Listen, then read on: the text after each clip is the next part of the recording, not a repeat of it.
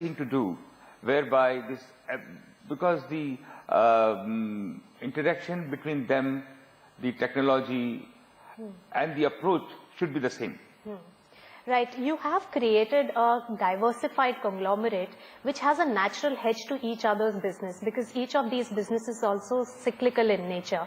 But going ahead, which is going to be the main growth factor for your company? Which of these sectors do you think is going to drive the growth for the group? You know, at the moment, if you ask simple manner, each company has a potential on as it is basis of $2 billion profit. Aluminium, copper, zinc, iron ore, oil and gas. This is. But if you look at, each has a tremendous potential. But Mr. Agarwal, few years back you had talked about oil and gas. You went into oil and gas. Now, is there any other sector you think that you need to be present in, which is a missing link in your entire portfolio at this point? Is gold also one of the things that you could be looking at for going forward? No, very interesting. Just now we are the net importer of gold. It's amazing. Our 60, 70 billion, $50 billion goes, and we have one of the best reserve of gold. You know, I really appreciate the way Supreme Court has taken up this, whereby Supreme Court has said all our Kolar mine or Bharat gold mine should be auctioned. And that's the right approach. I think government is working very strongly on it. Mines Ministry should auction on the revenue sharing basis as early as possible. You know, I'm not a contender, we'll look it, but the world will see. They will come, they will bid for it, and this gold, if that comes, we will look at it. You will look at it. Which are the any other sector that you think that your group has to be present in? Anything that you're looking at? I'm looking the coal policy, the transparent manner. Coal is not in our portfolio, and India, if they open up, we will look at coal. All right. So these are the two next areas that you would be looking at. But overall, the commodity cycle, if we talk about that, we have seen that the overall economic environment is such that the demand had gone down, prices had been weak. But in the recent times, we've seen a commodity rally overseas as well because of China factor. How do you see, being present in so many metal and mining sectors, the commodity cycle turn? What is your outlook going forward? You know, still the cost of productions are very high. These prices are not enough. These prices are not enough. But I fully agree that the market has a little bit rally, which is a little bit better for us. Different sectors are different. Iron ore will be a little bit comfortable. Aluminium price has to be looked into. But as an Indian manufacturer, our costs are a little bit lesser than the overseas people, and that's the advantage we have. Kane India has been one of the very good acquisitions. Of course, you spent a lot of time on that. Now, the highest capital expenditure for your group currently is in Kane India. Is there a chance that the target that you have set forth for this particular fiscal of 200,000 barrels per day from Barmer, is that going to be overshot? Is there a possibility of that, because market is expecting that? No, government is very keen for us to take the production high. We have taken up from 125,000 to almost 175, 180,000. There is a huge potential. So is overshooting the 200,000 barrels per day something that could be achieved? Because I think there are some comments made by the company officials also, so that could be overshot. That's what I wanted to understand.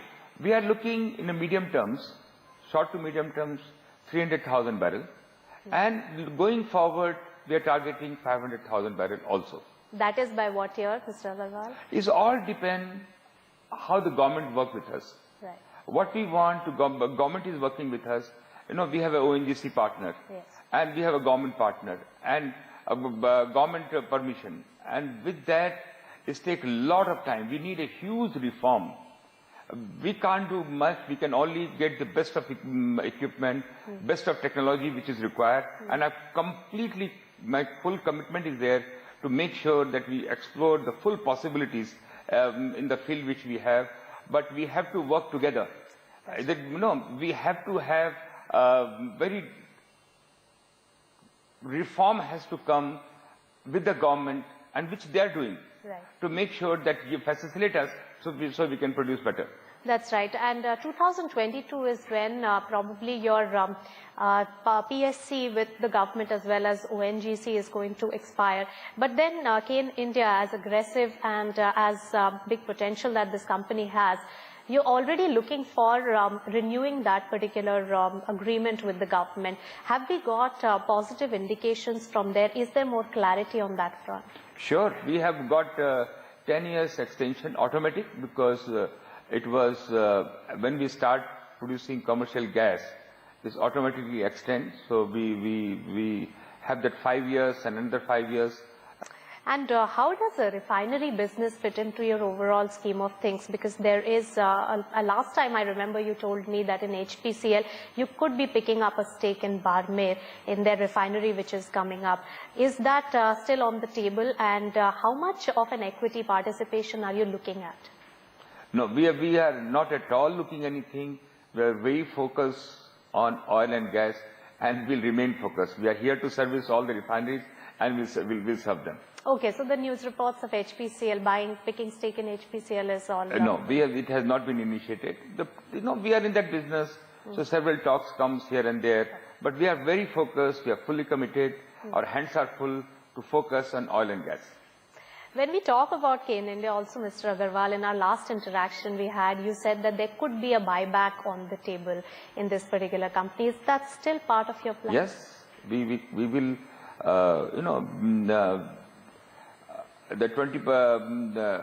The parent company, which was Kane in the Energy, still hold 20%. Yes. And the market, and we are working. The talk is on.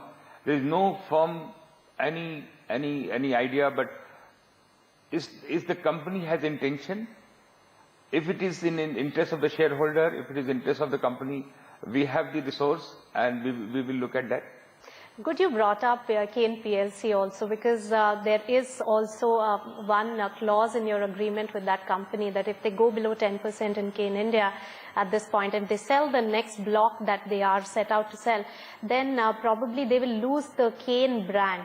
And that's something that they don't want.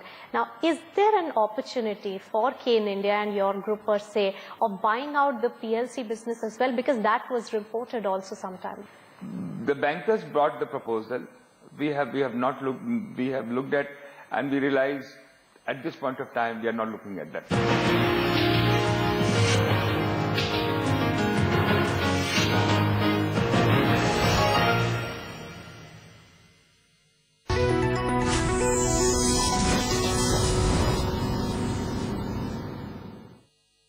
Insurance खरीदने से पहले compare कीजिए policybazaar.com।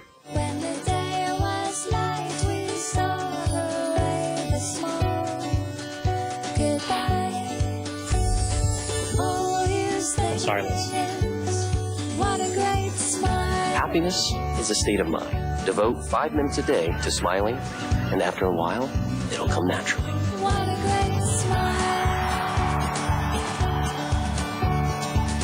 Presenting Ramadi Now.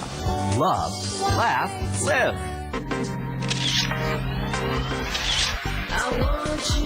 Baba, the freshness of life.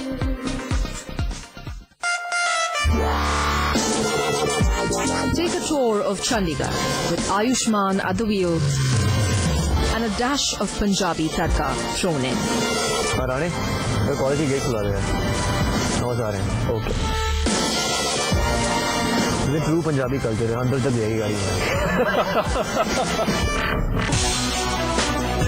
OLX.in presents Star this weekend only on Times Now.